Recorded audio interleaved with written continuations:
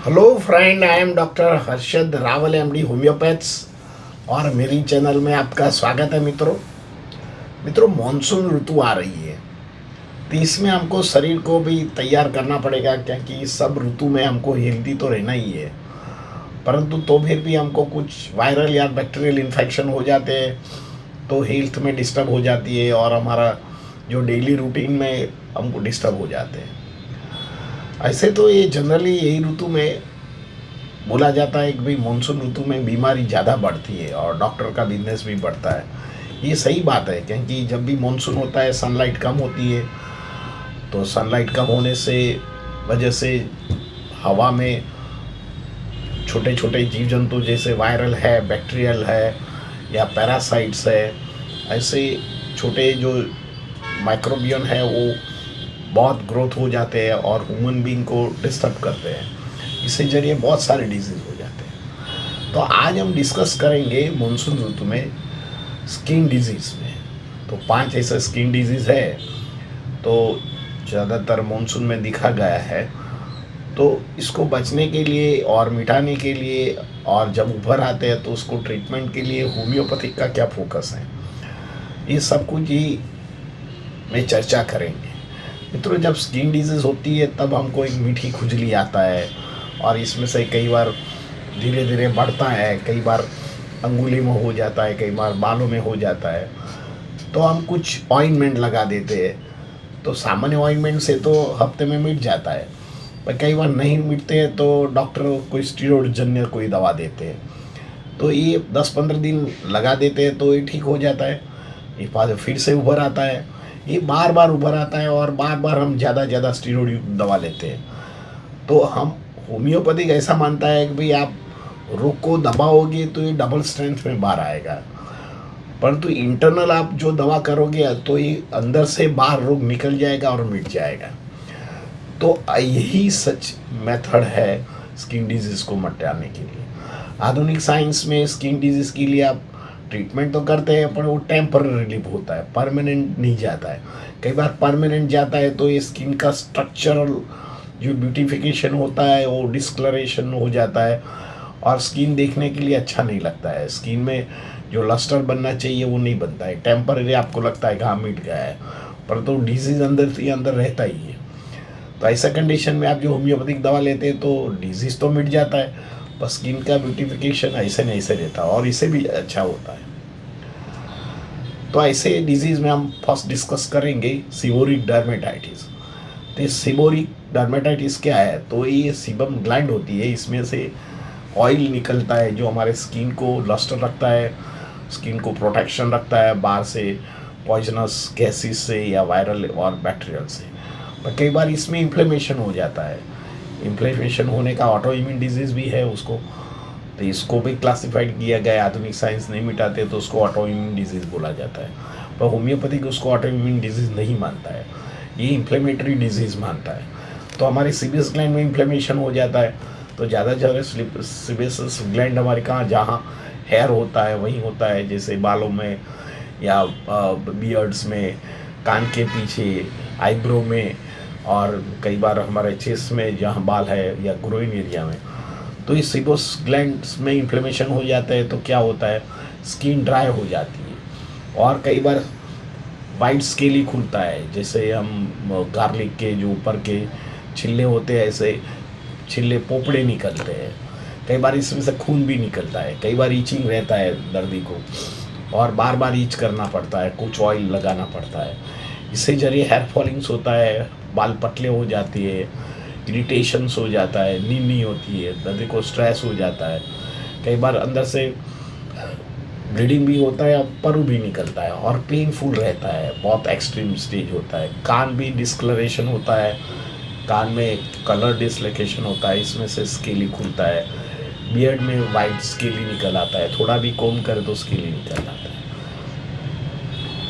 तो आधुनिक साइंस की आप दवा लेते हैं तो टेम्पररी वो ठीक करता है और फिर से हो जाता है। अलग अलग प्रकार के आपने शैम्पू यूज़ किया या कोई मेडिकेटेड शैम्पू यूज़ किया तो उसको रिकवरी नहीं है।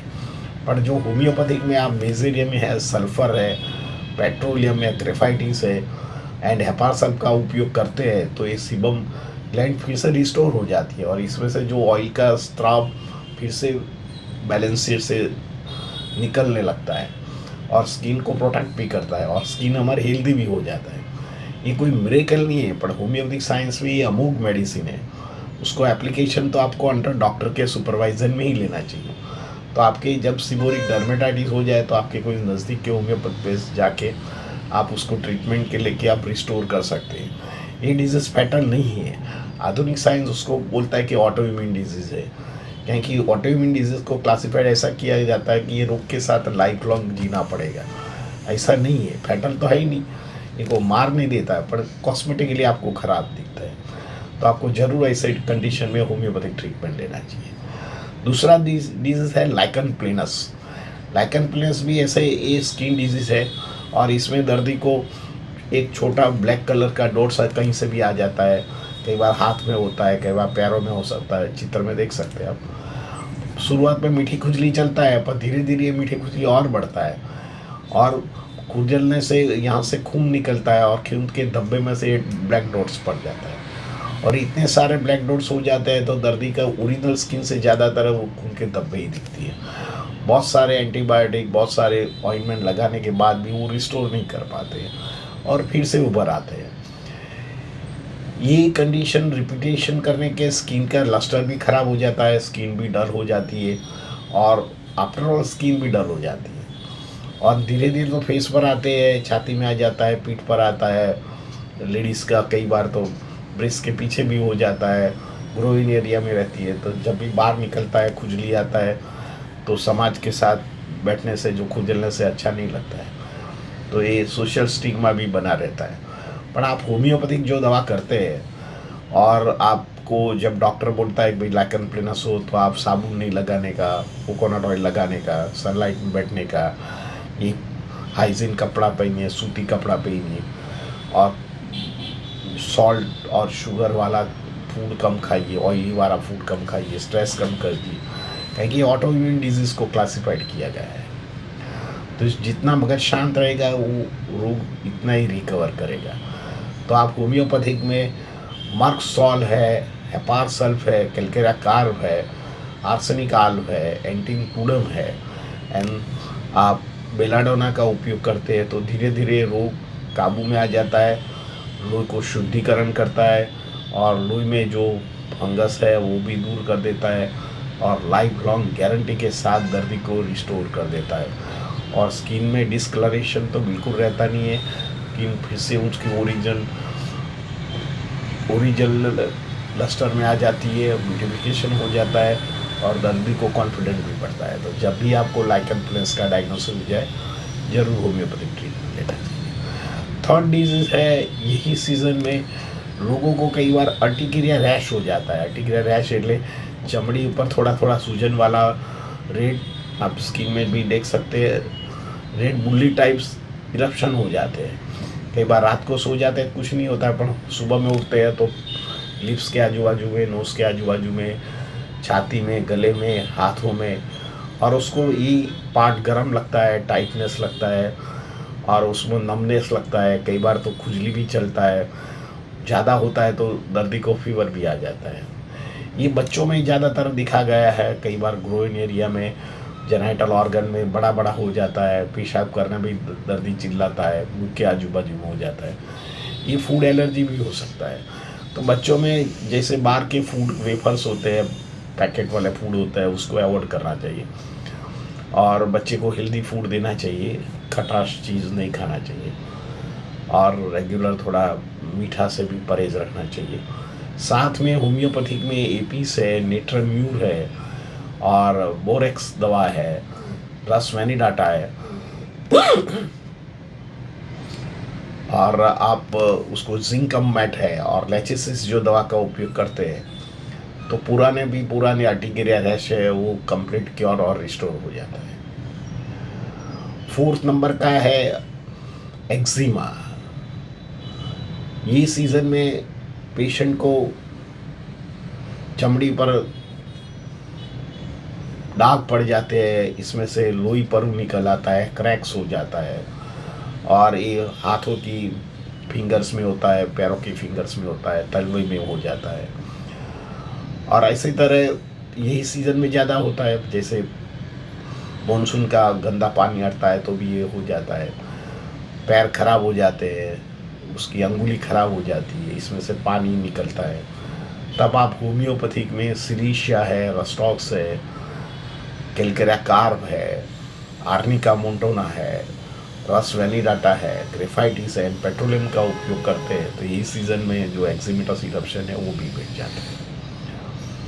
लास्ट एक बड़ा डिजीज़ है जिसको सोराइसिस बोलते हैं। सोराइसिस तो बहुत बड़ा डिजीज़ है, पर यही सीज़न में ब्रेकआउट हो जाता है। कई बार छोटे छोटे चमाके होते हैं, बाद में ड्राइनेस, जैसे सीबोरिक डर्मेटाइटिस को भी क्लासिफाइड अंदर सोराइसिस ही बोला जाता है, पर ये पर्टिकुलर हेड एंड नेक में ही रहता है। पर सोराइसिस कई बार होल बॉडी में हो जाता है कई बार, तो ये इंटरनल में छोटा होता है, धीरे धीरे बड़ा और रेडिश इरप्शन होता है, बीच में ड्राइनेस लगता है, स्किन में देख सकते हैं आप। ये डिजीज़ भी मानसून और विंटर में ज़्यादा होता है, तो इसमें स्केली खुलता है, ड्राइनेस लगता है, कई बार क्रैक्स हो जाता है। दर्द कितना भी लुब्रिकेंट लगाए तो 2-3 घंटा लुब्रिकेंट ठीक रहता है, बाद में ये फिर से ऊपर आता है। तब आप होम्योपैथिक में मेजरियम है, सल्फर है, ग्रेफाइटिस है, कैलकेरिया कार्ब है, नेट्रम्यूर है, पल्सेटिल का उपयोग कर सकते हैं। मित्रों, ये जो भी ये सीज़न में होता है, तो जिन लोगों को स्किन का इम्यूनिटी कम होता है तो उन लोगों को योगा करना चाहिए, स्ट्रेस एक्सरसाइज करना चाहिए। स्ट्रेस से भी हमारे स्किन में स्ट्रेच होता है। प्रॉपर स्लीप लेना चाहिए और शुगरी फूड कम खाना चाहिए, स्पाइसी कम खाना चाहिए, एक्सरसाइज करना चाहिए। हफ्ते में 1-2 बार उपवास करना चाहिए, ज़्यादा पानी पीना चाहिए, फ्रूट खाना चाहिए, फाइबर जन लेना चाहिए, प्रोटीन भी अच्छी मात्रा में लेना चाहिए। तो ये सब कुछ हमारा बॉडी की हेल्थ की भी एनहेंस करता है और स्किन की जो हेल्दीनेस है उसको भी एनहेंस करता है। तो यही सीज़न में आपको स्किन की इम्यूनिटी के लिए आपको एक तो हाइजीन मेजर रखने का है, बैलेंस डाइट करने का है, एक्सरसाइज करने का है, स्ट्रेस नहीं करने का है, प्रॉपर स्लीप, ये सब कुछ मोडालिटी आपको और आपकी हेल्थ को हेल्दी बनाता है। तो ज़रूर आप मानसून में अच्छा रखने के लिए ट्राई कीजिए। मित्रों, मेरा वीडियो आपको अच्छा लगता है तो लाइक कर दीजिए, शेयर कर दीजिए। धन्यवाद। Thank you very much.